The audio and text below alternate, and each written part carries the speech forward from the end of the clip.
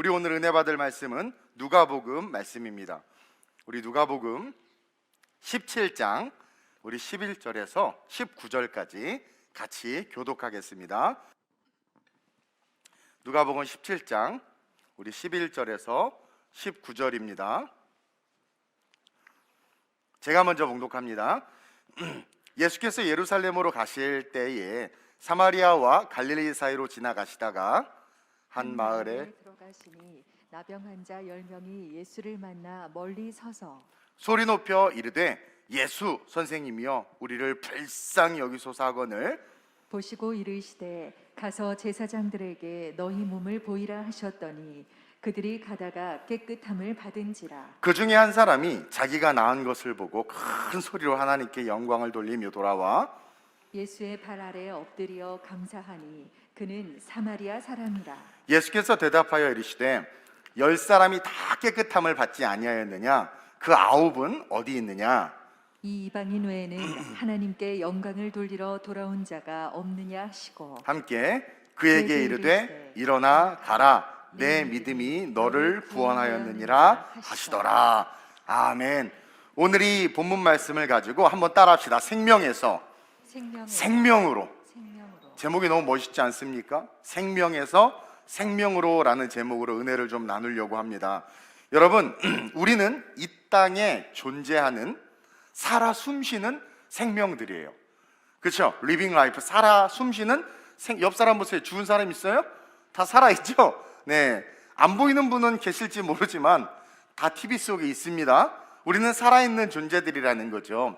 하나님의 형상과 모양대로 지음을 받았고 하나님의 호흡, 네피시, 그 호흡으로 말미암아 영원을 살아가야 하는 존재로 존재하고 있는 거예요. 한번 다시 봐봐요. 영원히 산다니까요. 그 존재로 우리는 존재하고 있는 거예요. 그 생명이 바로 우리 자신입니다.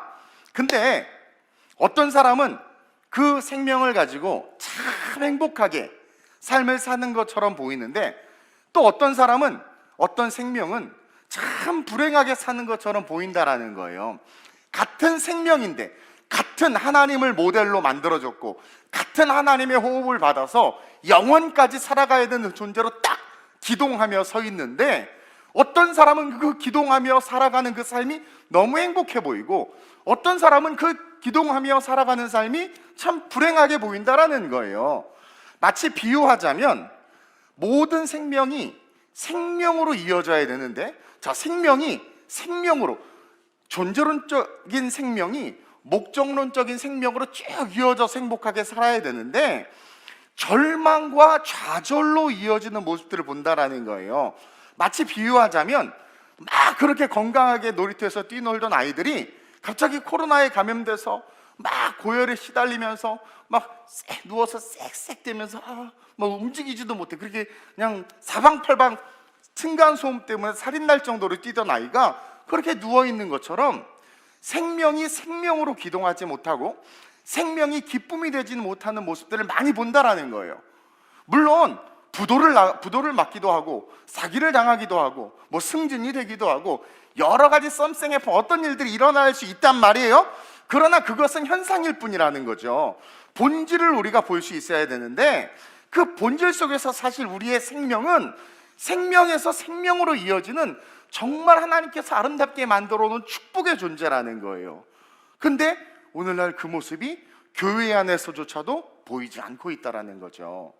그래서 우리 주님이 2000년 전에 오셔서 가장 많이 하신 일이 우리가 잘 알죠?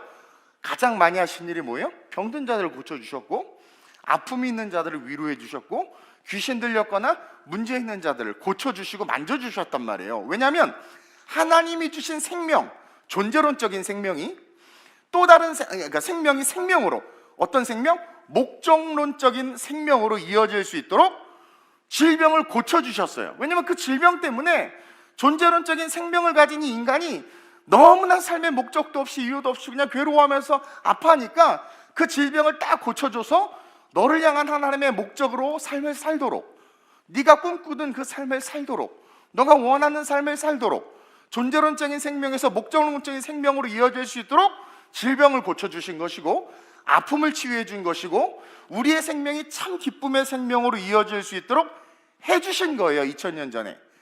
그래서 남들 시선을 피해서 한낮 정오에, 하우링 좀 잡아주세요. 한낮 정오에 물을 기르러 온 수가성 여인에게 물동이를 집어던지고 관계 속으로 들어가게 하셨단 말이에요. 아니 생각해봐요. 젊은 여자가 남편을 5이나 갈아치우고 또 열심히 어쨌든 생명이 있으니까 살긴 살아야 되는데, 먹고 살아야 되는데 너무나 수치심과 우울함에 사로잡혀서 대인기피증이 생긴 거죠. 그래서 그 중동에서 한낮에 그냥 물 길러 오고 사람들을 피해 다니는 그 여인을 하나님께, 그게 사는 삶입니까? 생명은 존재하지만 아니 그 생명 그렇게 살아서 뭐해? 죽지도 못하고, 유대인들 자살을 못하잖아요. 죽지도 못하고. 근데 주님이 딱 터치해 주니까 어떻게 됩니까? 물동이를 던져버리고 다시 목적론적인 생명이 움직이는 거예요. 막 기쁨으로 들어가 막 사람들을 만나는 거죠. 그렇죠? 귀신 들린 아이가 얼마나, 그 아이를 볼 때 부모의 마음이 얼마나 찢어지고 아프겠어요. 근데 그 귀신 들린 아이를 고쳐주니까 이제 그 아이가 물에도 들어가고 불에도 들어가는 게 아니라 자기 친구들과 신나게 뛰노는 거야. 막 싸우고 막 쳐맞고 오고 막. 차라리 그게 낫지. 보지 못하는 자들의 눈을 뜨게 하셔서 마음껏 보게 해주시고, 그러나 단지 그것에 머무는 것이 아니라 주님은 우리의 생명이 진짜 생명으로 이어지길 원하셔서 이 2000년 전에 모든 치유 사역 속의 메시지를 보면 아주 특별한 메시지를 계속해서 주고 계신다라는 거예요. 많은 본문들, 많은 성경의 이야기가 있지만 오늘 본문을 통해서 그 진리를 배우려고 하는 거죠. 봅시다. 10명의 나병 환자들 역시 뭡니까? 소사이어티, 공동체에서 떨어져 나갔어요. 그래서 아무도 없는 곳에, 전염병이니까 자기네들끼리 굴 속에 모여서 이렇게 살았단 말이에요. 생명, 어떤 사람은 20대, 어떤 사람은 10대, 어떤 사람은 40대, 언제 죽을지는 모르지만, 그렇죠? 남은 인생 자체가 살아있을 이유가 없을 만큼 저주받았고, 그리고 숨쉬고 밥 먹고 삼시세끼 사는 것 자체가 의미가 없는 거예요. 그 생명이 무슨 의미가 있겠어요? 그러고 있었던 그들의 삶에 예수님께서 치유해 주신 거예요. 그래서 우리가 질병에서 자유함으로 이렇게 딱 치유됐는데, 이것이 그냥 그 치유된 것 자체가 생명에서 생명으로 바뀌는 것이 아니라, 진정한 생명은 하나님의 형상과 모양이 회복되는 것이다 라는 메시지를 우리에게 가르쳐주고 있는데, 첫째로 한번 읽어봅시다. 시작. 생명에서 생명으로 이어지는 삶은 하나님의 형상과 모양이 회복되는 삶이 되어야 합니다. 우리가 예수님께서 치유 사역을 하실 때, 병을 고쳐주실 때 병이 고침받았다라는 게 중요하지 않아요. 어디서도 예수님이 그것을 중요시 여기거나 그것 때문에 기뻐하셨다거나 그것으로 만족하지 않았어요. 여러분, 예수님께서 신유 사건을 통해서 영혼을 고치시고 육체를 고치시고 나서 우리가 보기를 원하시는 메시지가 뭐냐면, 바로 육체가 고쳐진 것이 하나님의 형상과 모양이 회복된 삶이 된 것이다, 이것을 알길 원하신다라는 거예요. 그러니까 병만 나았다고, 수가성 여인이 관계만 회복되었다고, 소경 바디메오가 보지 못하는 것을 보게 되었다고, 또 여러분들이 좋아하는 병에 기름이 마르지 않는다고, 통에 가루가 마르지 않는다고, 생명이 그것이 생명의 삶이 되는 게 아니라는 거예요. 이것을 통해 하나님께 영광을 돌리는 삶이 될 때, 그 사건을 통해서 하나님 앞에 영광을 돌리는 인생이 될 때, 그것이 진정한 생명에서 생명으로 이어지는 삶이 되는 것이며, 그것이 곧 하나님의 형상과 모양이 회복되는 삶이라는 거예요. 즉, 하나님의 형상과 모양이 회복되는 삶은 우리의 생명이 하나님께 영광을 돌리는 삶이 되는 것, 그것이 하나님의 형상과 모양이 회복되는 삶이라는 거죠. 육체의 질병에서 자유함을 얻은 10명의 사람들이 다 고침을 받았어요, 가다가. 근데 9명은 너무 기쁜 나머지 감사를 잃어버리고, 다 났어, 다 났어.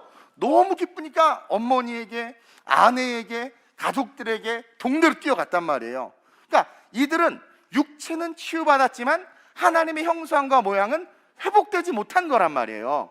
근데 그 중에 한 명이 예수님에게 돌아와서 감사를 표했단 말이에요. 이 9명은 육체는 나았지만 감사를 잃어버렸고, 그 축복이, 그 생명이 어디로부터 흘러왔는지도 잃어버리고 그냥 어떻게 또 흘러갈지를 모르는 불확실 속으로 뛰어 들어갔단 말이에요. 가서 다시 나병에 걸릴 수도 있고, 아니면 또 다른 더 나쁜 질병에 걸릴 수도 있고, 와, 나아서 기뻐서 뛰어가다가 우물에 빠져서 죽을 수도 있고, 그렇죠?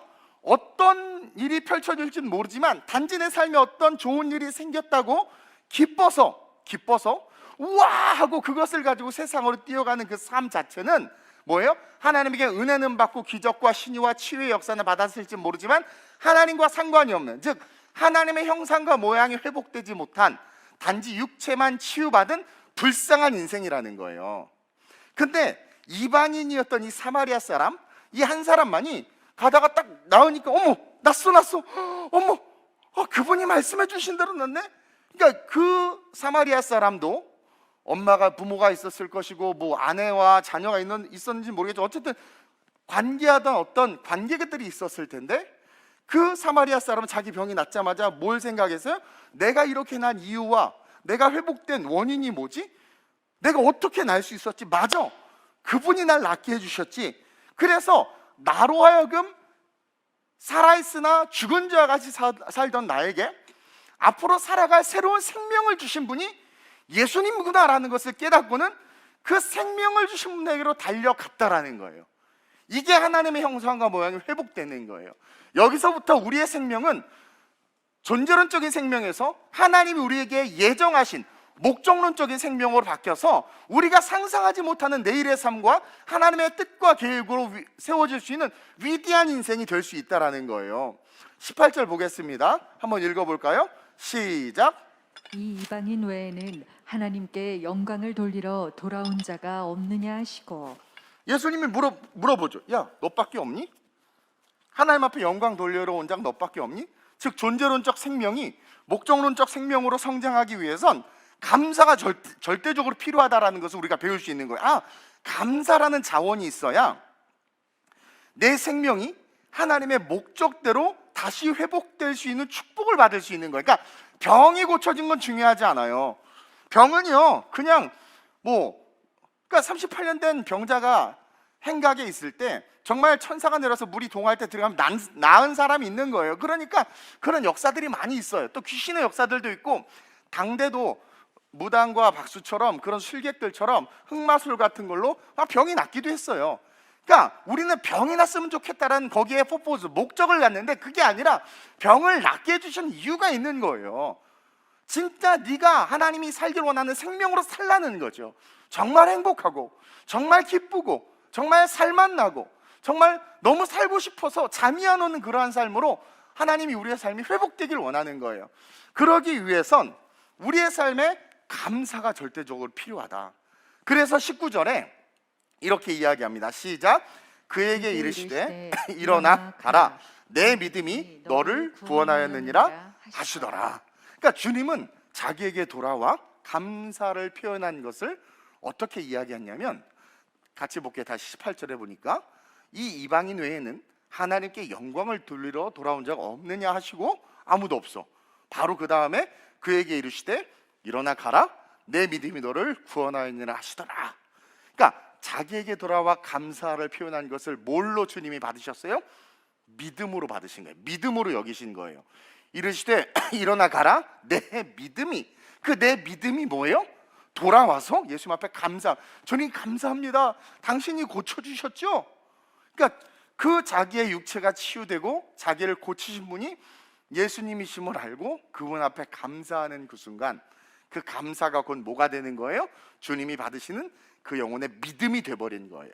그래서 그걸 믿음으로 여기시고, 그 믿음으로 그 사마리아 사람은 보이지 않는 그 구원을 얻게 된 거예요. 내 믿음이 너를 구원하였느니라. 그러니까 육체가 낫는 것과 구원은 별개예요. 그 9명은 육체가 낫지만 구원은 못 받았어요. 바울은 육체 안 났어. 간질병에 걸려서 막 계속 괴로웠단 말이에요. 육체가 안 났는데 바울은 어떻게 했어? 구원 받았어요. 뭐가 중요하느냐? 구원이 중요하다는 거예요. 구원이. 이게 너무 중요하다라는 거예요. 이 구원도 단순하게 천국 가는 것이 아니라 하나님이 우리를 이 땅에 기동하게 하신 그 목적을 알고 누리게 되는 구원을 말하는 거예요. 즉, 이 구원이라 함은 잃어버린 하나님의 형상과 모양이 회복되는 거, 하나님이 나를 만든 이유와 목적이 내 안에서 다시 드러나는 거란 말이에요. 즉 생명이 진짜 생명이 되는 걸 뜻한다라는 것을 우리가 배워야 돼요. 그래서 이 사마리아 사람은 이후 다시 병에 걸릴지라도, 이 사마리아 사람도 이제 감사하고 구원을 받았느니라 할렐루야 그러고 이제 갔어요. 갔다가 또 나병에 걸릴 수도 있고, 또 다른 병에 걸릴 수도 있고, 또 사고를 당할 수도 있어요. 근데 9명은 또 나병에 걸려서 죽지만 그냥 죽는 거고, 또 뭐 기쁜 일, 좋은 일이 있어서 살지만 그냥 죽지만, 이 사마리아 사람은 다시 병에 걸릴지라도 구원받은 자요, 사고를 당할지라도 구원받은 자요, 막 돈을 많이 벌었어 이제 막 신나서 돈을 많이 벌어도 구원받은 자요, 또 사기를 당했네, 사기를 당해도 구원받은 자라는 거예요.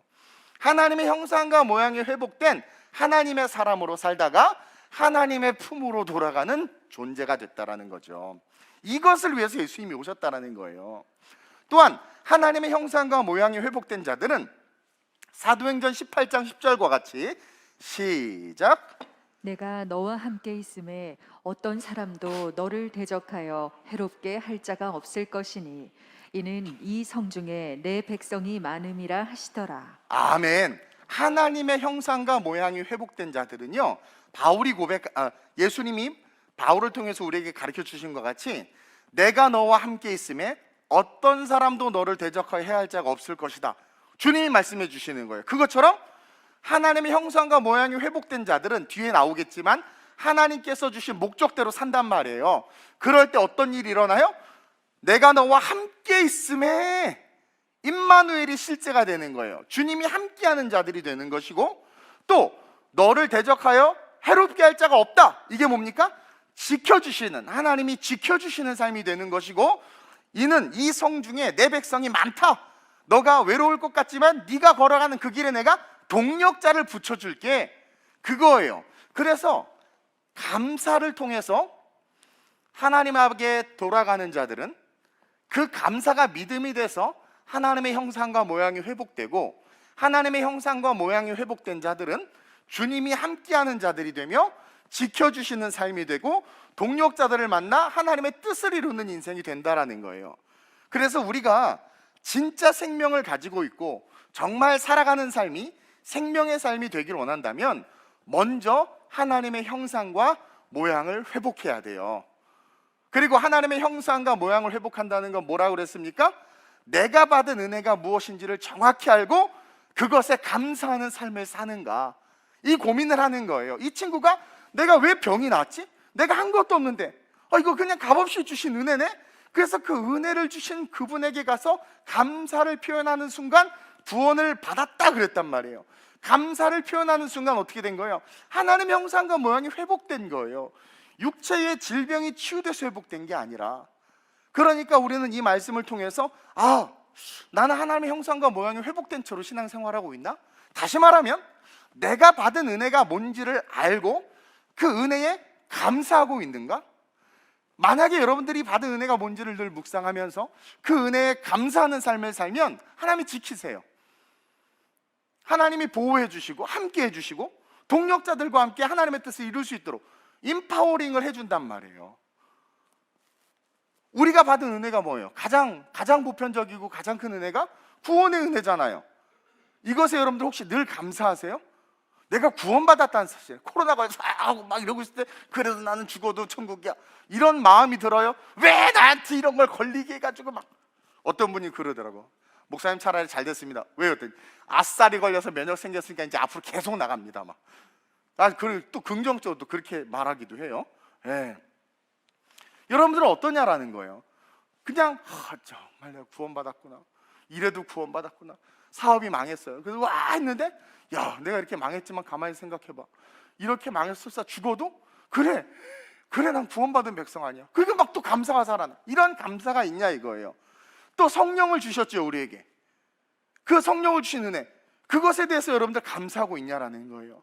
나와 함께 하시고 나를 이끌어 주시는 보혜사 파라클레토스, 곁에서 나를 돕는 분이 내 안에 계신다는 것에 대한 감사가 있냐라는 거죠. 이 교회, 아름다운 우리 교회, 이곳에 이 땅에 성전을 주신 것에 대해서 여러분들 감사하고 있냐라는 거예요.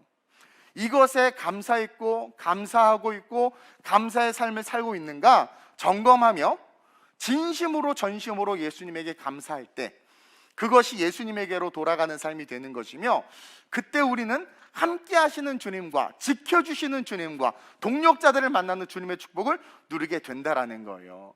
많은 사람들이 생명이 있다고 말하고 응답을 받았다고 말하고 주님을 사랑한다고는 말하지만 그 생명이 목적론적 생명으로 살아가지를 못하는 거예요. 크리스찬 그 성도들을 봐도 기쁨이 없어요. 행복하지를 않아요.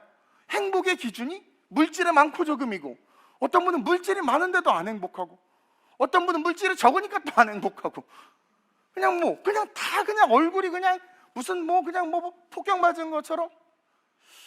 이거는 아니다. 하나님 우리 이렇게 만들지 않았는데, 매 예배 때마다 찬송 중에 막 위로를 줄 때도 이 나병 환자가 고침받은 것과 우리가 찬양 가는 가운데 막 마음에 위로가 오는 것도 동일한 치료란 말이에요.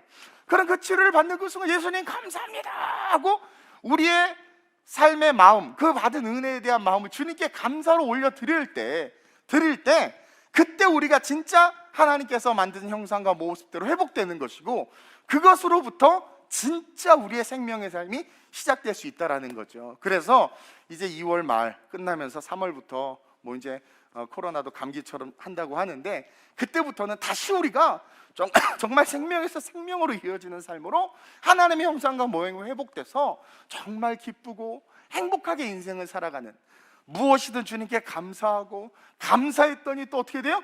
구원의 은혜가 임했다. 그 축복 속에서 정말 인생이 행복해지는 그런 삶이 되시길 주님의 이름으로 축원드려요. 그러면서 둘째로 시작. 생명에서 생명으로 이어지는 삶은 주신 목적과 사명대로 살아가는 삶입니다. 자, 같은 삶을 살아도요, 여러분, 아까도 이야기했지만 참 행복한 삶이 있고 같은 삶을 살아도 참 불행한 삶이 있는데, 우리가 하나님의 형상과 모양이 회복되면 어떤 조건이어도 결론은 행복한 삶이 될 수밖에 없어요. 그래서 뭐래요? 그 성경에 찬송가도 있고 뭐예요? 갑자기 내가 되게 좋아하는 찬양인데 생각이 안 나요. 궁전이나, 그쵸? 내 영혼이 그 앞에 어디들? 초막이나 궁궐이나, 초막이 생각이 안 나. 집이 초막이든 집이 궁궐이든 그것이 행복의 조건이 아닌 거예요. 이해돼요? 내가 건강하냐 건강하지 않느냐가 행복의 조건이 아닌 거예요. 여러분, 진짜 하나님의 형상과 모양이 회복되면 조건에 의해서 행복해지는 게 아니라 존재 자체가 행복이 될 수밖에 없다. 저는 여러분들이 그 행복을 누리는 하나님의 사람이 됐으면 좋겠다라는 거예요. 근데 어느 순간 보면 많은 사람들이 그 기쁨이 있다고는 말하지만, 그 행복이 있다고는 말하지만, 어느 순간 보면 그 행복한 모습이 사라지고 기쁨도 사라지고 그냥 죽지 못해 사는 모습과 같은, 옆 사람 잠깐 볼까요? 이런 모습들로 우리가 자꾸 바뀐단 말이에요. 그렇죠? 지난주에 너무 기뻐서 우리 청년들 특히 그러죠. 목사님 너무 행복해요. 정말 날아가는 새들도 너무 아름답고 막 완전 그냥 매연까지도 향기롭고 내가 지금 이렇게 삼시길 먹을 수 있다는 것도 은혜고 너무 감사해요. 그러더니 한 주 지나서 와가지고, 목사님 인생이 왜 이렇게 힘든지 모르겠어요. 뭐가 바뀌었는데, 그렇죠? 그러니까 이게 하나님의 형상과 모양이 회복되지 않은 거란 말이에요. 하나님의 형상과 모양이 회복되면 바로 다음으로 나타나는 현상이 내 삶에 하나님께서 계획해 놓으시고 예비해 놓으신 목적과 사명을 알게 되고 그것으로 말미암아 살아가는 삶이 된다라는 거죠.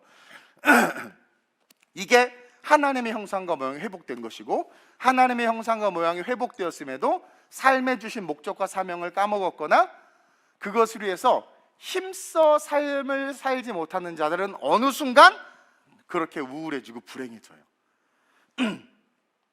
다 우리가 예수 만나고 은혜 받고 막 변화되고 했을 때 얼마나 뜨겁고 할렐루야였어요? 근데 왜 어느 순간 내 신앙이 이렇게 식고 새장이 갇힌 새와 같은 삶이 되어버렸는가? 이것은 하나님이 우리가 은혜 받았을 때 우리에게 주신 목적이나 어떤 사명을 주셨는데 내가 그것에 열심을 내죠. 처음엔 막 열심을 내. 그러면 그것이 지속되는데 그 열심을 내지 못하는 그 순간, 어느 순간 나도 모르게 그 기쁨이 사라져 버린다라는 거예요. 이게 무슨 말이냐면, 어느 날 어떤 사람이 카나리아의 울음소리가 너무 이뻐가지고 그 새를 잡아다가 새장에 가두었어요. 처음에는 그 카나리아가 너무 무섭고 답답하고 두려웠는데 그 남자가 자꾸 와가지고 맨날 사랑한다 사랑한다 사랑한다 그러고 막 정성스럽게 돌봐주는 거예요. 막 그냥 꿀 떨어지는 눈으로 자기를 쳐다보고, 그리고 매일 아침에 밥과 물을 주고 그러면서 막 돌봐주니까 처음에는 새장에 갇혀서 카나리아 너무 무섭고 뭐야 너무 좁고 막 이랬는데 어느 순간 마음이 편안해지면서 어머 저 사람 날 너무 사랑하나 봐, 이렇게 밥도 챙겨주고 너무 좋다, 밥도 안 해도 되고, 그러면서 그 새장 안에서 익숙해지는 거죠. 그리고 그 새장 안에서의 삶이 아무렇지도 않게 된 거예요. 여러분, 이 카나리아의 삶이 행복한 삶일까요? 안전한 것 같고 음식을 찾아 헤매지 않아도 되고 누군가 돌보아 주는 것 같으니까 어떻게 보면 행복하다고 느낄지 모르겠어요. 근데 하나님은 카나리아를 그렇게 만들지 않았다라는 거예요. 때때로는 천적의 위협을 받게 만들어 놓으셨고, 그 날개를 가지고 마음껏 자연을 날도록 만들어 놓으셨고, 그 주인이 주는 물과 그 밥만 먹는 것이 아니라 다양한 곤충을 잡아먹도록 만들어 놓으셨단 말이에요. 그것이 하나님이 그 영혼을 만들어 놓은 이유와 목적이라는 거죠. 자유롭게 날면서 하나님 주신 목적과 사명대로 번식하면서 살게 하셨지, 남이 주는 밥 먹으면서 한 평도 안 되는 세상에 새장에 갇혀서 살다가 죽으라고 카나리아를 만들어 놓지는 않았어요. 근데 오늘날 많은 크리스찬들이 새장에 갇힌 카나리아처럼 살기를 원한다라는 거예요. 구원의 은혜를 받았음에도, 하나님의 형상과 모양이 회복됐음에도, 하나님 앞에 감사한다고 고백하지만 이 세상을 살아가는 삶의 가치와 기준과 세계관이 뭐냐면 그냥 세이프, 안전하게 누군가 매달 전에 돈 100만 원씩만 줬으면 좋겠다, 그럼 나 대통령 찍어준다고 막 그러고, 그렇죠? 100만 원 너무 적은데 누가 좀 맨날 때 되면 밥 좀 챙겨주면 좋겠다, 지가 밥 해먹을 생각은 안 하고 어느 순간 뭔가 많이 이상해졌다라는 거죠. 하나님의 형상과 모양이 회복된 자들은 절대로 그렇게 살 수 없어요. 근데 그것을 추구하기 시작했다라는 거예요. 그래서 하나님의 형상과 모양이 회복되었음에도 세장의 카나리아처럼 많은 크리스찬들이 살려고 하니까 어느 순간 이 카나리아가 생기가 사라지는 거야. 그리고 그 털 색깔도 윤기가 사라지는 거죠. 기쁨이 없어지고 살아도 사는 것 같지 않은 거예요. 그런 삶이 되어버린 것처럼 우리 크리스찬들의 삶 역시 그렇게 되어버리는 거예요. 여러분, 우리는 모두 하나님의 영광을 위한 목적과 사명을 가지고 태어났어요. 저와 여러분들이 하나님의 형상과 모양이 딱 회복되는 그 순간 우리는 우리에게 주신 목적과 사명을 발견하게 되는데, 우리에게 주신 목적과 사명은 하나님의 영광을 위한 삶을 사는 거예요. 시편 139편 13절에서 17절 한번 읽어보겠습니다. 시작. 주께서 내 내장을 지으시며 나의 모태에서 나를 만드셨나이다. 이건 뭐냐면 목적을 가지고 만든 거예요. 목적이 있다라는 거예요. 우리에게 계속 내가 주께 감사하옴은 나를 지으심이 심히 기묘하심이라. 주께서 하시는 일이 기이함을 내 영혼이 잘 아나이다. 내가 은밀한 데서 지음을 받고 땅의 깊은 곳에서 기이하게 지음을 받은 때에 나의 형체가 주의 앞에 숨겨지지 못하였나이다. 이것은 나를 향한 하나님이 분명한 계획과 목적을 가지고 우리를 만들었다라는 것, 나를 향한 계획을 가지고 우리를 만들었다는 것을 보여주는 거예요. 계속 내 형질이 이루어지기 전에 주의 눈이 보셨으며. 이것은 뭐냐면 우리에게 비전을 주신 거예요. 우리에게는 비전이 있는 거예요. 계속 나를 위하여 정한 날이 하루도 되기 전에 주의 책에 다 기록이 되었나이다. 우리는 이미 예비된 사람이다. 그리고 사명이 있기에 존재론적으로 만들어진 자들이다. 그러니까 예비하신 것, 사명이 있다라는 거예요. 계속 하나님이여 주의 생각이 내게 어찌 그리 보배로우신지요. 이게 뭐예요? 사명에 대한 감사. 주의 하나님이여 주의 생각이 내게 어찌 그리 보배로우신지요. 어머, 그런 것을 위해서 저를 만드셨어요? 하면서 감사가 넘치는 거죠. 계속 그 수가 어찌 그리 많은지요. 한 번 사는 인생에 내 삶에 놀라운 가능성과 축복이 있다는 것을 이 시편 기자가 노래하고 있는 거예요. 그래서 정말 하나님의 형상과 모양이 회복된 자들은요, 이사야 선지자와 같이 기도해야 되는 거예요. 바울과 같이 순종해야 되는 거예요. 이사야 6장 8절과 같이 이렇게 고백하죠. 시작. 내가 여기 있나이다. 나를 보내소서 하였더니. 그렇죠? 하나님을 보면 죽는데 스랍이 재단은 숯불 가지고 와서 입을 지져서 살려줬어요. 구원받았잖아요. 너무 기쁜 거예요. 그리고 그 구원받은 내 삶을 이제 어떻게 살아야 할까 할 때 천상의 소리를 듣는 거죠. 내가 누구를 보내고 누가 우리를 위하여 가지? 그러자 그 음성을 듣자면, 주님, 내가 당신을 위하여 가겠나이다. 이게 하나님의 형상과 모양이 회복된 자들이 취해야 할 태도라는 거예요. 내가 당신을 위해서 살겠습니다. 저를 당신의 일에 써주십시오. 간청하면서 주님이 말씀하실 때 자신의 계획도 포기하고 달려간 바울처럼 그냥 그 일에 순종하는 거예요. 어떤 사람은 때때로 주님의 음성을 듣고 순종해야 될 때 그 일이 자기의 삶 전체를 걸어야 되는 사람일 수도 있어요. 저 같은 경우 이제 다 걸었죠. 또 어떤 사람은 막 은혜를 받고 하나님의 형상과 모양이 회복됐어요.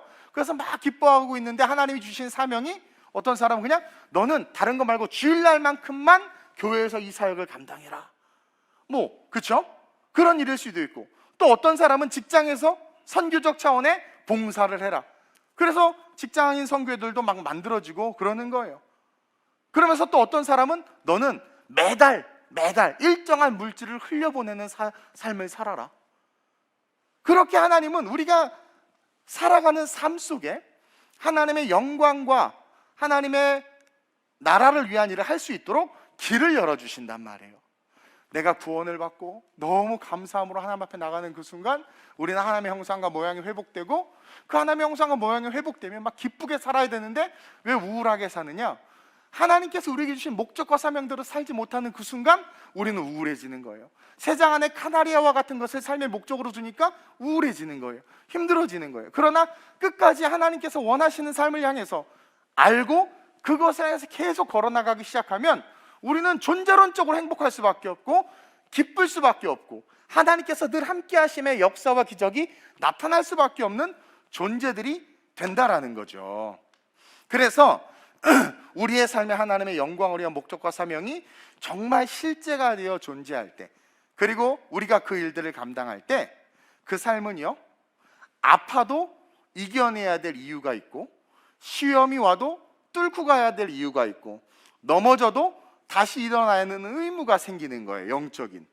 영적인. 그래서 이런 사람들을 세상이 이기지 못하는 거예요. 이번에 우리 전도사님들도 모두 하나둘 시간이 지나면서 아픈 거예요. 그래서 내가 그냥 무조건 쉬라고 그랬어요. 오늘도 그냥 다 나오지 말라고 그랬어요. 예배가 가장 중요하기에 평일에도 나오지 말고 쉬라고. 근데 저도 열은 안 나는데 갑자기 아픈 거죠. 근데 저는 아플 수가 없는 거예요. 아프면 안 되는 거야. 사명이 있으니까 무조건 안 되는 거야. 하여튼 그래가지고 부교육자들도 아픈데 그럼 누가 지켜요? 그래서 간절히 기도하고 뚫고 가는 거예요. 아무도 나오지 말라고 했지만 매일 교회 혼자 나와가지고 계속 기도하면서, 그게 사명이 있고 목적이 있는 자들이 살아가는 삶이며, 그 목적과 사명 때문에 살게 되는 축복을 누리는 거예요. 그게 하나님께서 세운 하나님의 사람들이 당시의 이스라엘 민족의 그 수많은 불의와 죄악과 어둠 속에서도 기꺼이 그것을 뚫고 감당하고 걸어갔던 거죠. 예레미야 선지자는 울면서 자기 민족이 망해야 되는 것을 외쳐야 되는데 그걸 외치는 거예요. 그리고 그 외침을 통해서 어떻게 돼요? 간절히 기대하고 바라는 거죠. 예레미야 메시지의 핵심은 하나님께 다시 회복시키신다라는 거거든요.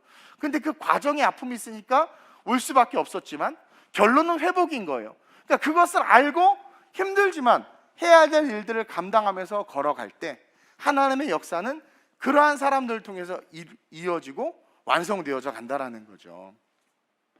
그런 사명을 가진 자들이 지금 지구촌 구석구석에서 견디고 버티면서 그 사명과 목적을 위해서 헌신하고 있기 때문에 지금도 하나님의 나라가 확장되어 가고 있고, 코로나 상황에서도 선교지에, 오지에 의료 물품이 계속해서 흘러가요. 그것도 가장 좋은 코리아, 메이드 인 코리아의 의약품들이 정말 이름도 모르는 나라와 도시 속의 아이들이 그 가장 좋은 키트를 가지고 검사를 받고 가장 좋은 약을 먹고 혜택을 받는 거야. 누구 때문에? 선교사님들 때문에.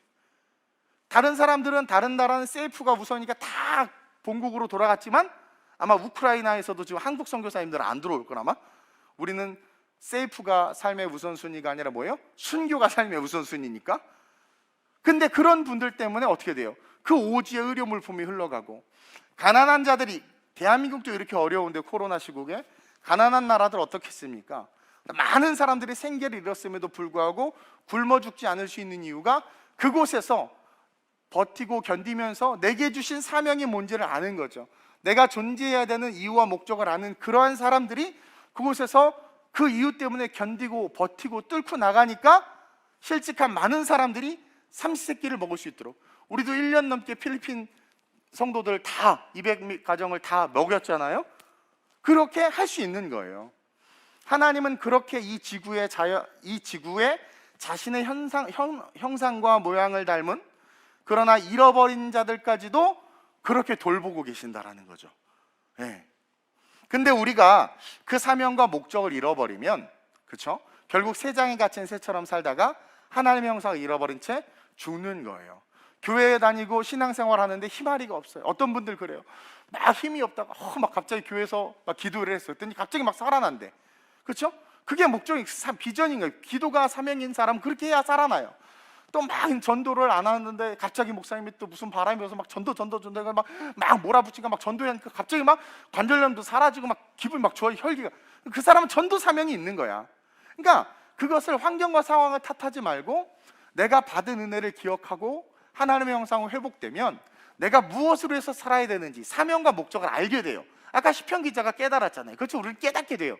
그러면 그것을 위해서 우리가 열심히 살아가는 거예요.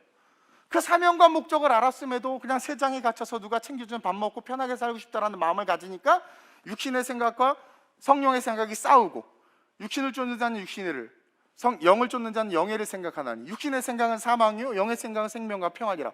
계속 하다가 육신을 점점 쫓아가니까 어떻게 돼요?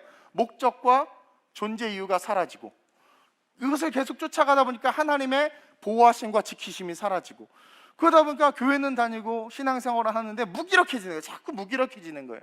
그래서 교회에서의 봉사와 섬김이 중요한 거고요. 우리 모두가 무기력해지지 않을 수 있도록 하나님께서 모든 민족으로 제자를 삼으라 하고 선교적 사명을 모두에게 보편적으로 주신 거란 말이에요. 그래서 반면에 그것을 깨달아서 막 저 역시도 저에게 사명이 있으니까 막 그것에 열심을 내니까 사는 거예요. 그것이 힘이 되고 능력이 되고 살아가지는 거죠. 그러니까 늘 해피한 거예요. 근데 사명과 목적을 잃어버린 인생은 우리 주님이 뭐라고 하신 줄 아세요? 여러분, 사명과 목적을 잃어버린, 하나님의 형상을 잃어버리면 우리 주님이 유다에게 하셨던 말씀 속에 답이 있는데 한번 볼까요? 마태복음 26장 24절에 시작. 인자는 자기에 대하여 기록된 대로 가거니와. 이것이 뭐냐면 인자는 자기에 대하여 기록된 대로, 구약에 예언된 대로 가거니와 천국으로 다시 돌아가는 거죠. 이게 뭐냐면 목적과 사명을 이루신다. 그러니까 인자는, 예수님은 니네들이 뭘 하든 그분은 자기의 목적과 사명을 이루신다라는 거예요. 계속 인자를 파는 그 사람에게는 화가 있으리로다. 유다죠. 계속 그 사람은 차라리 태어나지 아니하였더라면 제게 좋을 뻔하였느니라. 이게 무슨 말이냐면 목적과 사명을 잃어버리고 하나님의 형상과 모양도 잃어버리고 지옥으로 가게 된 거예요. 왜 12제자가 됐겠습니까? 어떤 사람은 그래. 목사님, 가룟 유다의 사명은 예수를 파는 거였습니다. 그거는 성경을 하나도 모르는 바보 멍청이가 하는 소리고, 사탄이 그에게 예수를 팔려는 생각을 넣어줄 때 그가 대적할 수도 있었고, 유다가 아니라 딴 제자가 그렇게 할 수도 있었어요. 근데 유다는 예수 그리스도의 말씀을 받아들이지 않고 자기의 생각의 신앙으로 계속 자기만의 신앙의 아성을 쌓아간 거예요. 그래서 나중에는 주의 종의 말이 들리지 않는 거예요. 그러니까 사탄이 그를 공격할 수 있었던 거지. 그 사람은 차라리 태어나지 아니하였더라면, 이건 뭐예요? 태어난 이유와 목적이 있다라는 거죠.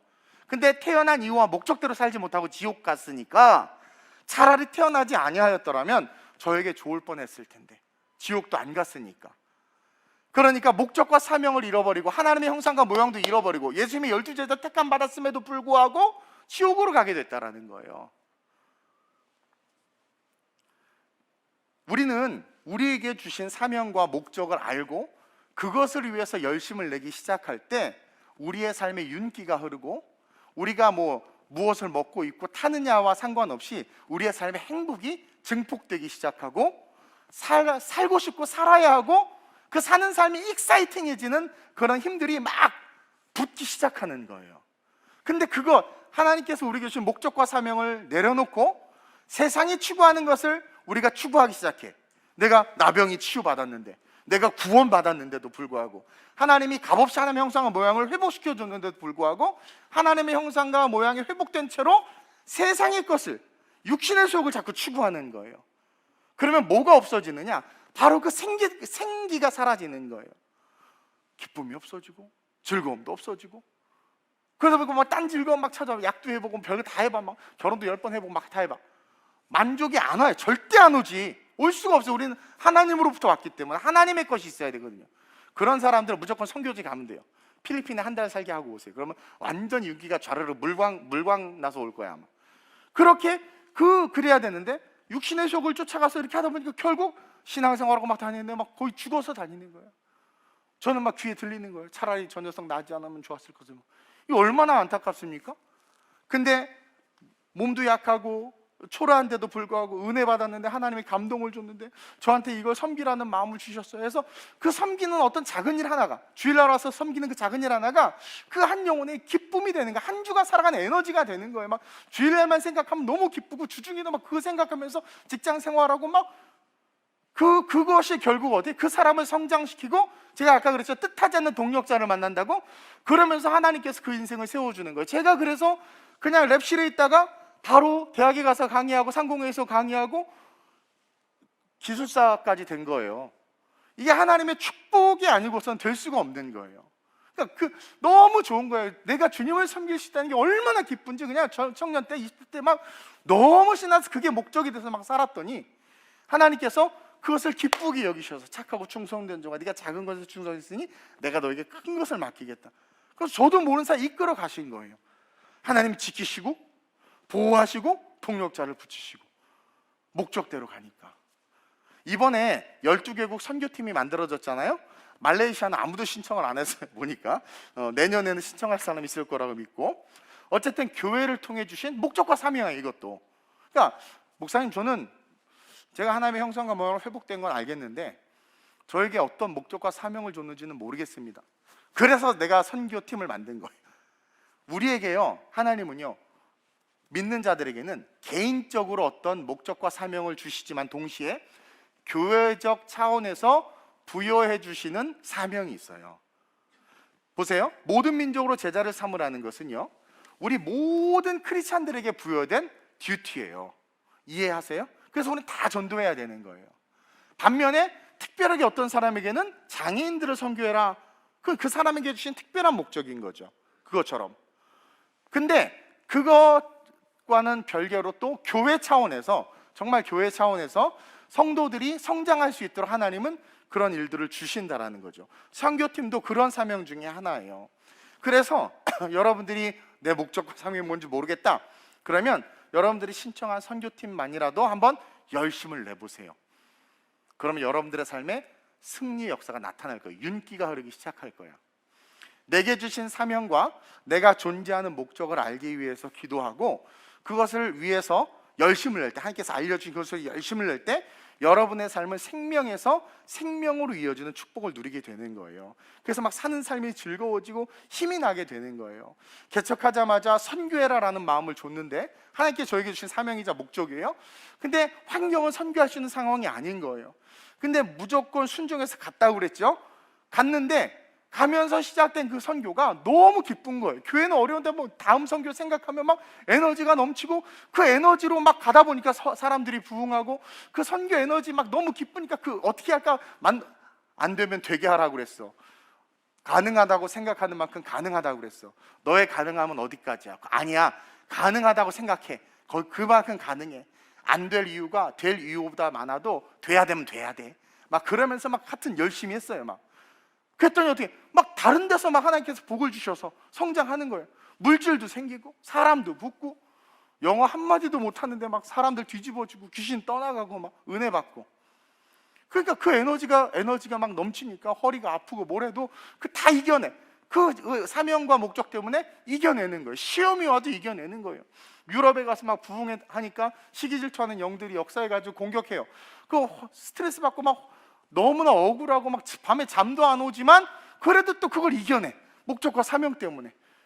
그때 하나님께서 바로 코스트 강사로 세우셔서 하나님께서 막 평정시켜 버리시고, 하나님이 역사해 주신다라는 거예요. 그렇게 사명과 목적, 싱어를 하더라도 정말 올 1년 하나 정말 이것에 내가 생명을 다할 때 서서히 나도 모르게 내 삶에 기름지기 시작하는 거예요. 그러면서 전혀 뜻밖의 영역에서 삶의 열매들이 막 나타나는 거예요. 그러니까 그런 일들이 교회 안에 있어야 된다는 거죠. 그 사명이. 그러면서 마지막으로 제가 오늘 왜 이렇게 말을 많이 하냐면 계속 이제 쉬고 하면서 시간이 많잖아요. 묵상을 하는데 내가 설교를 짧게 하기로 작정해서 요즘 원고 15페이지 내외인데 어제 작성해보니까 또 30페이지가 나온 거예요. 자를 수는 없고 해야 될 것 같아서 나도 모르게 지금 말을 막 빨리 하기 시작하다 보니까 이렇게 돼서 갑자기 속상한 마음이 드는데, 내가 언제부터 이렇게 사람의 눈치를 보고 시간의 눈치를 보는 종으로 변했나 지금 순간 회개하는 마음이 들었는데, 이제 마지막 대지가 나오니까 좀 이제 안도가 돼가지고 12분인데, 그렇죠? 하도 욕을 많이 먹어가지고 설교 길다고. 접촉 정보 찾았는데 오늘만 조금 길어요. 근데 지금 되게 빨리 온 거예요 지금. 그래서 막 여러분들 좀 붕 떠서 오는 느낌이죠? 그럴 것 같아요. 갑자기 마스크까지 막 그러니까 정리해 드릴 테니까. 자, 그러면서 이제 마지막으로 아주 중요한 게 있습니다. 시작. 생명에서 생명으로 이어지는 삶은 또 다른 생명을 낳게 하는 삶이 됩니다. 자, 우리가 존재하는 이 존재론적인 이 생명, 어떤 사람은 태어난 게 저주라고 말하기도 하고, 존재론적으로 이렇게 태어나서 다 커서 이렇게 삶은 살지만 우리 청년들 다 포기하는 시대. 이제는 정상적으로 직장 생활하면서 집 못 사요. 이런 시대가 돼버리고, 그나마 부모님이 좀 재정이 있고 그러면 좀 그나마 비빌 언덕이라도 있지만 사실 지금 되게 힘든 삶이란 말이에요. 차라리 태어나지 말고. 그래서 요즘에 막 그냥 집에 처박혀서 나오지 않는 일본 그런 문화처럼 그런 청소년들이 되게 많아요. 다 게임에 중독되고 캥거루 가족이 돼가지고 엄마 품에서 안 나와. 아들이 몇 살이에요? 60이에요. 장가는 안 갔어요. 지금 뭐예요? 게임해요. 이러고 있다니까요. 그러니까 그게 존재론적으로 의미 있는 인생이에요? 생명이 있지만 그게 과연 진짜 생명일까요? 근데 문제는 크리스찬들도 그런단 말이에요. 크리스찬들 가정에, 크리스찬들 자녀, 크리스찬들 부부 관계 속에서 보면 살아있으나 죽은 자처럼 살아가는 자들이 많은 거예요. 아니, 내가 직장도 좋은 데 다니고 돈도 좀 있지만 뭔가 사는 게 왜 사는지를 모르겠고 삶의 목적도 모르는 거예요. 그 이병철 회장님이 마지막에 죽기 전에 종교에 대한 관심이 있어서 삼성, 그래가지고 빅퀘스천이라고 그 목사님에게 이제 그 몇 가지 질문한 거 있어요. 그거를 이제 어떤 분이 자비량으로 해서 책 내용을 그 유튜브로 녹음을 했는데, 그 녹음한 성우가 우리 미애 집사님이에요. 누가 보내줘서 들어봤는데 너무 좋더라고. 그래서 착착 이렇게 해놓는데 제가 한번 보내드릴게요. 그러니까 그분도, 이병철 씨도 이제 죽기 전에 그런 고민이 생긴 거예요. 그래서 목사님하고 상담하면서 쭉 자기의 어떤 궁금증들 이야기하고 그들을 쫙 풀어냈는데 너무 내용이 좋아. 그러니까 사람은 하나님에게로 돌아갈 수밖에 없는 거예요. 왜냐면 내가 이렇게 성공했어요. 예를 들어서 이렇게 많은 것을 갖고 있지만 뭔가 허전한 거예요. 이렇게 살다 죽는 게 무슨 의미가 있을까? 그러니까 여러분, 생명이 있는데 이 생명이 진짜 생명으로서의 존재와 가치가 있는 생명이냔 말이에요. 아니라는 거예요. 오늘 목적을 찾아야 돼요. 근데 성경에 우리를 지으신 목적이 있는 거예요. 너무 심유막측하게 지으셨고 이미 우리를 만드실 때 모든 계획을 다 풀어놓으신 분이 우리 하나님이라고 성경이 기록하고 있어요. 그럼 이 생명이 어떤 생명이 돼야 돼요? 이 존재론적인 생명이 하나님의 목적과 사명을 깨달아 그것에서 살아가는 발돋움하는 생명이 돼야 되고, 그렇게 발돋움하는 생명으로 살아가다 보면 나도 모르는 사이에 소망 없이 살아가는 그들을 생명 있게 살아가는 삶으로 잉태하는, 생명이 또 다른 생명을 낳는 그러한 삶이 되는 것이고, 그 삶이 바로 우리 크리스찬들의 삶이며 교회의 삶이라는 거예요. 그래서 마지막으로 생명에서 생명으로 이어지는 삶은 또 다른 생명을 낳게 하는 삶이 될 수밖에 없다라는 거예요. 우리 예수님이 이 땅에 오신 목적은 누가복음 19장 10절에 정확히 기록되어 있죠. 시작. 인자가 온 것은 잃어버린 자를 찾아 구원하려 함이니라. 아멘. 인자가 온 것은 잃어버린 자를 찾아. 왜? 인자는 생명을 가진 자예요. 생명에서 생명으로 나온 자예요. 하나님으로부터 나와서 우리를 구원하기 위해 목적론적으로 이 땅에 오셔서 그 일을 감당하셔서 결국 어떻게 됩니까? 예수를 믿는 자들을 다 구원받게 하셨죠. 그러니까 인자가 온 것은 잃어버린 자를 찾아 구원하라 함이니라. 그래서 제자들도 세우시고 그들을 파송하시면서 어떻게 해요? 오늘이 감사하기 위해 돌아온 사마리아 나병 환자에게도 모두 동일하게 뭐라고 말씀하시냐면 가라. 그러니까 예수님은 보세요, 제자들을 세우시고 또 그들을 파송하시면서 가라. 그리고 오늘이 나병 환자에게도 네가 구원받았다 라고 말하면서 구원받은 그에게 뭐라고 말씀하시면 하시냐면 가라. 그렇게 말하는 거예요. 누가복음 10장 3절입니다. 시작. 갈지어다 내가 너희를 보냄이 어린 양을 이리 가운데로 보냄과 그쵸? 같도다. 제자들에게 갈지어다. 준비도 안 됐어. 어린 양을 이리 가운데 보내는 건 뭐예요? 스페셜 피딩 사역을 하는 거죠. 세상에서 잡아먹으라고 너 가서 잡혀 먹혀라 막 이런 개념으로 준비도 안 되고 초라하고 연약하지만 주님이 그들을 이리 가운데로 보내신다는 건 뭐예요? 함께 가신다라는 얘기겠죠. 어쨌든 우리는 존재론적으로 어떻게 가야 돼. 가서 또 다른 생명을 낳아야 되는 그 목적이 있는 거예요. 또 마태복음 28장 19절에 그러므로 너희는 가서 모든 민족을 제자로 삼아 아버지와 아들과 성령의 이름으로 세례를 그렇죠. 베풀고. 이제 가서 너희는 모든 민족으로, 이제는 로컬을 떠나서 글로벌하게 움직여야 돼. 문화적 지리적 경계를 넘으라는 거죠. 또 오늘 본문 19절에도 시작. 그에게 이르시되 일어나 가라 내 믿음이 너를 구원하였느니라. 구원받은 하시더라. 우리의 삶의 결론은 뭐예요? 가야 돼. 가라 이거예요. 가라 이거야. 그러면서 우리 주님은 그 말씀에 순종해서 가는 자들과 세상 끝날까지 함께 하시며 영혼들을 구원하길 원하시는 분이심을 우리에게 알려주고 있는 거예요.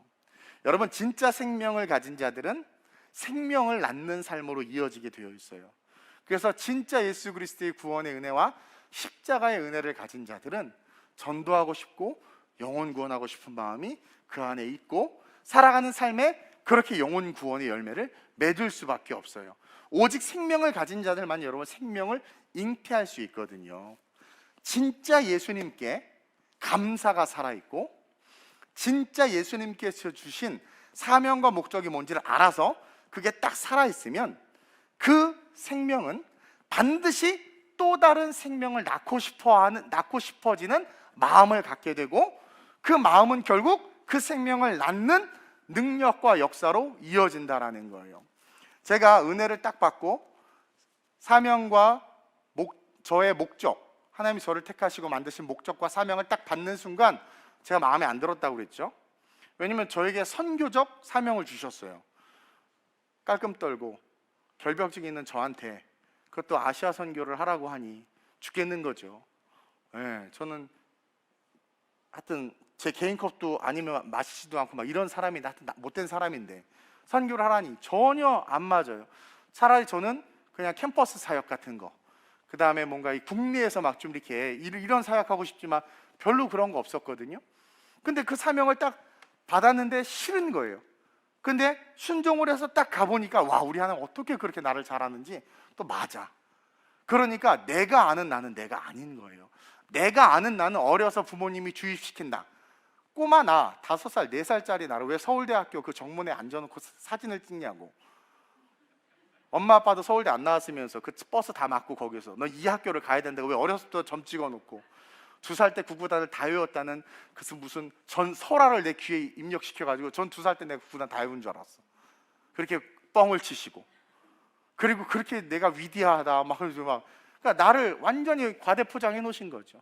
주입과 사상으로. 또 학교 들어가서 학교에서 매긴 성적으로 나는 나라는 사람을 내가 규정해 버린 거예요. 하나님이 나를 어떻게 만드시고 하나님이 나를 어떻게 여기시는지에 대해선 단일도 생각하지 않고 점수에 따라 학교 가야 되는 존재, 거기에 맞춰서 직장을 결정해야 되는 존재, 그래서 그렇게 쭉 살다 결혼하고 애 낳고 그렇게 살다 이렇게 된 존재, 그런 존재로 난 그런 사람인가 보다 그랬죠. 근데 어쨌든 예수 만나서 신학을 하게 되고 가서 딱 가보니까, 선교지 가보니까 세상에 나랑 모든 게 육적인 건 안 맞는데 영적은 너무나 잘 맞는 거예요. 진짜. 그러면서 진짜 나를 가장 잘 아는 분이 하나님이시구나. 아까 그 시편 139편에 그 기자가 고백한 것처럼 이미 내가 모태에서 지어지기 이전에 하나님은 모든 것을 아시고 계획해 놓으셨구나. 내 존재론적인 삶이 어떠해야 되는지를 아시는 분 우리 주님이시구나. 너무 좋아. 그래서 그 사명 받아서 계속 골프 치러 다니는 게 아니라 5대 6대주 돌아다닌다니까요, 선교하러. 그리고 국내에서도 여기저기 뭐 해라 하는 거 다 고사하고 그냥 계속 선교만 나가는 거예요. 선교만 나가는 거예요. 그것도 자비량으로. 그렇게. 요즘 보니까 모 교회 어떤 목사님이 재정 때문에 또 난리를 치고 계시는데, 하나님의 목적과 사명이 살아있으면 그럴 수가 없는 거죠. 그러니까 하나님의 목적과 사명을 모른 채 목회하고 하나님의 목적과 사명을 모른 채 신앙생활하니까 엉뚱한 길로 가는 거예요. 성을 설교하면서 바리새인과 사두개인을 정죄하지만 정작 자기가 바리새인과 사두개인인지를 모르는 거죠. 생명이 없으니까 생명을 잉태하지 못하는 거예요. 그러니 자꾸 안 좋은 소리와 소문과 문제만 자꾸 생기는 거예요. 근데 생명을 가지면 부족한 거 투성인데도 뭐예요? 자꾸 열매가 생겨. 없는 거 투성인데도 자꾸 있는 게 생겨 막. 그게 생명을 가지. 왜? 생명을 가진 자 생명을 낳게 되어 있거든요. 바울이 그랬잖아요. 다윗이 그랬고 사도들이 그랬고, 그리고 저 역시 그 길을 걷고 있는 것이고, 저는 아름다운 우리 교회 모든 성도들이 새장이 갇힌 삶을 살지 않았으면 좋겠어요. 편안함과 안주함을 추구하지 않았으면 좋겠어요. 우리는 그렇게 만들어진 존재가 아니에요. 그리고 지금 그 우크라이나 전쟁이 일어난다 어쩐다 뭐 말이 많지만 결국 전 인류는 전쟁 앞에 서게 돼 있어요. 무기또에서 아마게돈 전쟁으로 전 인류는 무너지게 돼 있어요. 환경오염, 지구 환경오염, 무슨 해수면 상승 이런 걸로 안 망해요. 핵전쟁으로 망하게 돼 있어요. 그때가 주님 다시 오시는 그때예요. 그때 우린 다 들려 올라갈 거예요. 그렇기 때문에 그 전까지 우리가 여러 가지 환난을 당한다고 마태복음 24장에 잘 기록되어 있는데, 그때는 임신도 하지 말라고 그러잖아요. 고통받는다고. 그런 상황이 올 때 우리가 편안함과 안주함을 추구하면서 살아간다면 그 순간 들려 올라갈 때 우리는 어떻게 이 땅에 남아있을 수밖에 없는 거라는 거예요. 이제 우리는 세상에 갇힌 카나리아가 아니라 나는 하나님이 주신 목적과 사명이 있는 하나님의 사람이야. 그것을 발견해야 돼. 결심하시고 그것을 발견해서 그 일에 열심을 내보는 거예요. 예를 들어서 이번에 구역장이 됐다고 칩시다. 마음에 안 들고 막 그래도 교회를 통해서 위임받은 그것은 사명이자 목적이잖아요. 그것에 열심을 내보는 거예요. 열심을 내보는 거예요. 열심을. 그냥 1년 동안 죽어라 한번 열심을 내보는 거예요.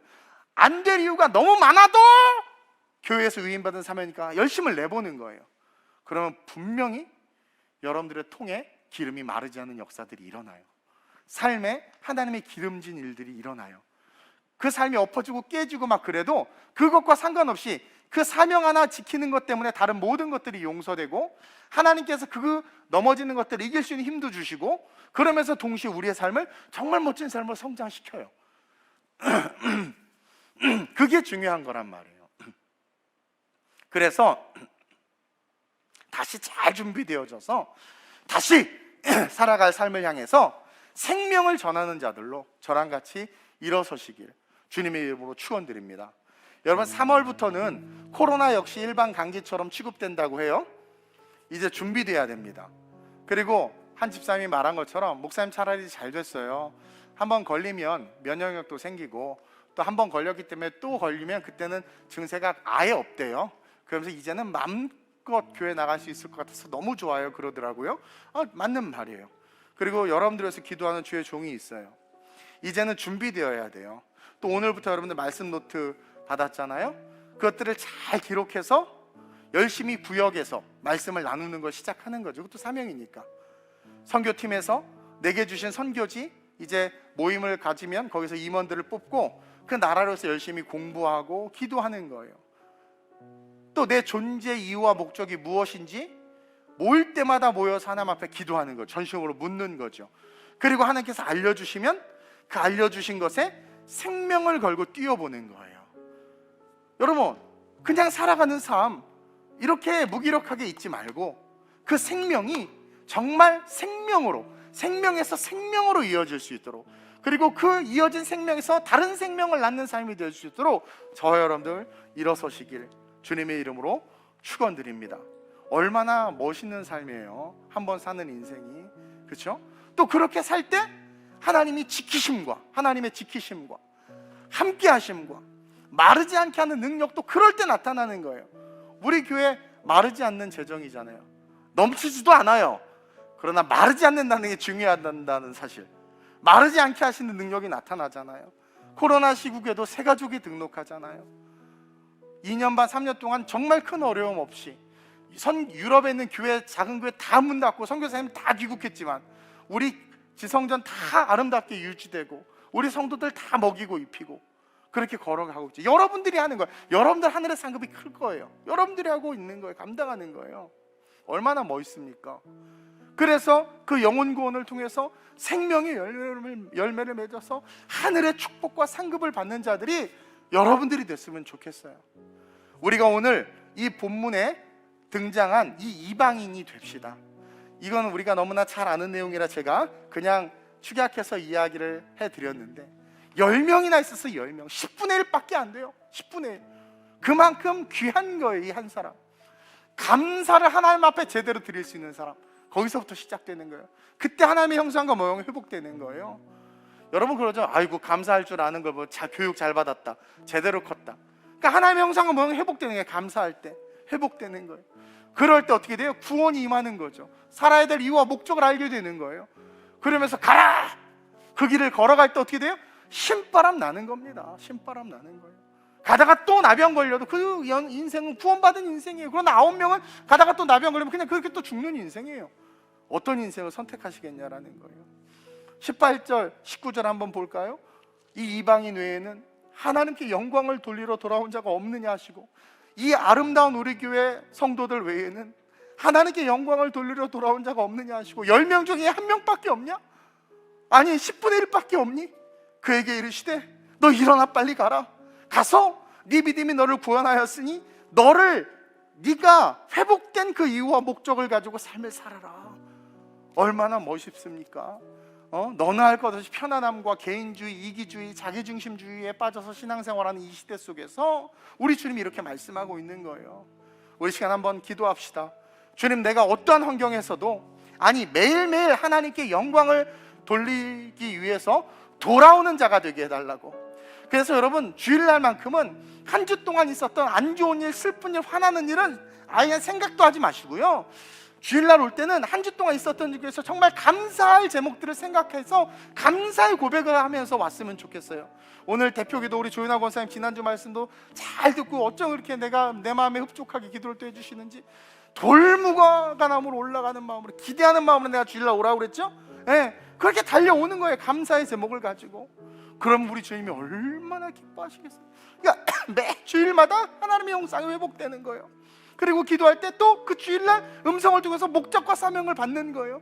그럼 또 그것을 열심히 행하는 거예요. 그러면 내 삶이 나도 모르게 자꾸 기름지는 거예요. 살아가는 게 행복한 거고, 많지는 않지만 물질이 있다는 게 너무나 감사한 거고, 건강이 있어서 다른 사람은 봉사 못하지만 나는 봉사할 수 있는 게 너무나 기쁘고, 그러니까 생명에서 생명으로, 그냥 존재론으로 살다 사라지는 것이 아니라 목적론적인 삶을 살 때 그 목적이 성취되어져서 하나님의 영광이 된다는 건 너무나 멋있지 않아요? 그러한 내가 될 수 있게 해달라고. 하나님, 내 생명이 진짜 생명으로 성장하고 그 생명이 또 다른 생명을 낳는 주님을 기쁘시게 하는 그런 인생 될 수 있게 해달라고 우리 시간 주님의 3번 부르고 합심으로 전심으로 기도합니다. 주여, 주여, 주여. 할렐루야. 좋으신 아버지 하나님, 감사합니다. 하나님, 열흘간 온라인 예배로 드리다가 이제 이 거룩한 주일 다시 우리 성도들 얼굴과 얼굴을 대하고 예배합니다. 그러면서 주신 메시지, 생명에서 생명으로, 하나님, 우리가 가진 생명, 이 생명이 얼마나 귀하고 아름다운 것인데 그 가치를 모른 채 우리가 살아가고 있습니다. 하나님, 우리가 무엇을 해서 살아야 하고 존재하는지 목적을 상실한 채 살아가고 있습니다. 세상에 갇힌 카나리아를 부러워하며 그것이 가장 성공의 삶이며 안전의 삶인 줄 알고 그것을 충하면서 인생을 살아가고 있습니다. 10명의 나병 환자들이 병이 나차 너무 기뻐서 각자 삶의 자리로 돌아가는 어리석은 모습을 보여줍니다. 가서 또 병 걸리고 가서 또 문제를 만날 텐데 그때는 어떡하나. 그러나 이 이방인이 한 사람은 자기의 병이 낫자마자 그 병을 낫게 해주신 분이 누구신지를 기억하여 예수에게로 돌아와 감사를 표하고 그 감사로 말미암아 하나님의 형상과 모양이 회복되고 그 감사로 말미암아 구원이 그 이방인에게 임하며 그러므로 말미암아 그 이방인의 삶이 생명을 낳는 삶으로 변화되었음을 봅니다. 아름다운 우리의 모든 성도들의 삶이 마지막 이 시대 속에서 하나님 헛된 것을 쫓아가는 삶이 아니라 육신의 소욕을 쫓아가는 삶이 아니라 진정 내 삶의 목적이 무엇인지를 알아 그 목적을 위해서 삶을 살아가는 거룩한 주님의 자녀들 될 수 있도록 주님 이끌어 주시옵소서. 그럴 때 내게 주신 사명과 목적을 위해서 내 생명이 움직이기 시작할 때 그럴 때 우리의 삶에 기름진 하나님의 축복이 임하며 지켜주시고 보호해주시고 동력자들을 붙여주시는 은혜가 임함을 하나님 배웠습니다. 아름다운 우리의 모든 성도들 이와 같이 주신 생명 감사하며 하나님 앞에 되돌아가 하나님의 형상과 모양이 회복된 채로 마지막 이 시대의 존재 이유와 목적을 깨달아 그 일을 감당하는 자들로 서게 하여 주옵소서. 하나님의 영광을 위한 삶으로 달려나가게 하여 주옵소서. 그래서 하루하루 살아가는 삶이 기쁘고 즐겁게 하시고 그 삶 자체가 행복할 수 있도록 은혜 베풀어 주시옵소서. 그리고 많은 생명, 많은 영혼을 주께로 올려드리는 마지막 이 시대에 칭찬받는 그 한 사람 되게 하여 주시옵소서. 좋으신 아버지 하나님 감사합니다. 세상은 자꾸 넓고 큰 길로만 가라고 말합니다. 그러나 우리 주님은 우리에게 좁은 길로 가라고 말합니다. 좁은 길이라는 의미가 우리에게는 부정적으로 들리고 가고 싶지 않지만 영적인 차원에서 보면 좁은 길이란 유일한 길이라는 뜻입니다. 그 유일한 길, 유일한 구원, 유일한 생명, 유일한 기적, 유일한 축복, 유일한 응답, 유일한 놀라운 능력은 오직 예수 그리스도께서 걸어가신 그 길을 걸어갈 때 받을 수 있고 누릴 수 있는 축복입니다. 아름다운 우리 교회 모든 성도들 세상 안에 카나리아와 같은 인생을 살지 말게 하시고 천적을 만날지라도 삼시세끼 먹고 사는 게 힘들지라도 하나님이 나에게 주신 목적과 사명이 무엇인지 묻고 기도하여 그것을 깨닫고 그것을 위해서 살아갈 수 있는 삶의 생명이 그것을 추구하시는 자들 될 수 있도록 주님 은혜 베풀어 주시옵소서. 감사할 때 하나님의 형상과 모양이 회복됨을 배웠습니다. 우리 모든 성도들 어떠하든지 한 주간 감사하는 그 감사의 제목들을 가지고 주일날 성전에 나오게 하셔서 하나님의 형상과 모습이 흐려진 채 왔지만 그 감사로 그 모습이 선명해지게 바뀌게 하시고 그 가운데 사명과 목적을 받아 또 달려다가 열심히 삶으로 말미암아 그 삶에 하나님께서 주시는 기름 부으심과 기름지게 하시는 축복과 또 생명에서 생명으로 이어지는 은혜들, 그 은혜들을 누리는 자들로 존귀하게 서게 해 주옵소서. 연약한 자들과 몸이 아픈 분들 주님께서 고쳐주시고 치유해 주시고 성령 안에서 아름다운 우리 교회 이제 3월부터 펼쳐질 그 멋진 사역과 삶을 위해 준비되어질 수 있도록 또한 주님 은혜 베풀어 주시옵소서. 성령께서 한 영혼 한 영혼 우리 성도들 어느 곳에 있든지 지키시고 보호해 주시며 품에 안고 하나님께서 위로해 주실 줄로 믿사오며 좋으신 예수님의 이름으로 감사하며 축복하며 기도드립니다. 아멘.